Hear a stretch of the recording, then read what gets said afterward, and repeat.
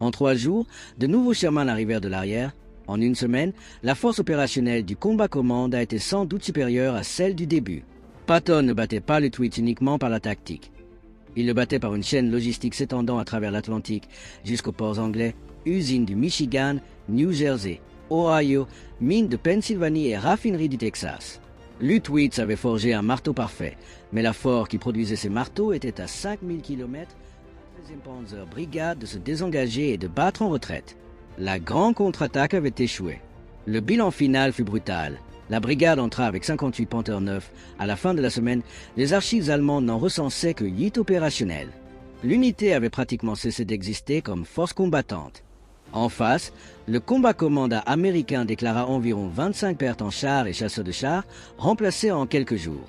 Le ratio de destruction ne fut pas une bataille. Ce fut une exécution.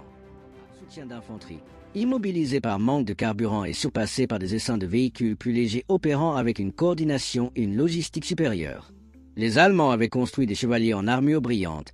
Les Américains avaient construit une usine roulant à 80 km/h, une usine avec radio, camions de ravitaillement, moteurs de rechange, munitions et carburant. Et en septembre 1944, dans le brouillard de Lorraine, l'usine gagna. Le général von Lutwitz survécut à la guerre et écrivit ses mémoires sur Haraucourt, avait rendu obsolètes les tactiques blindées traditionnelles. La bataille d'Haraucourt est souvent oubliée, éclipsée par le jour J et les Ardennes.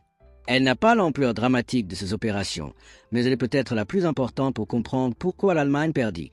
Non par manque de courage, les soldats allemands n'étaient pas moins braves que les Américains, mais par le triomphe d'un système logistique, de communication, industriel où vitesse, mobilité, véhicules remplaçables et pièces de rechange comptaient plus que l'excellence individuelle du guerrier. Merci d'avoir regardé Tales of Valor. La supérieure vous a plu. Likez et abonnez-vous pour d'autres histoires oubliées de la Seconde Guerre mondiale. Dites-nous en commentaire, préfériez-vous commander un Panther sans carburant ou un L4 sans blindage? D'où regardez-vous aujourd'hui? Quelles autres histoires de la Seconde Guerre mondiale devrions-nous couvrir? Votre engagement nous aide à continuer à mettre en lumière ces récits méconnus. Abonnez-vous pour plus d'histoires oubliées de la Seconde Guerre mondiale et les vraies leçons de la guerre industrielle. Nous explorons l'histoire à travers le regard de ceux qui l'ont vécu. Commandants allemands découvrant pourquoi le courage ne pouvait vaincre les systèmes. Officiers japonais réalisant que l'excellence tactique ne pesait rien face à la suprématie industrielle.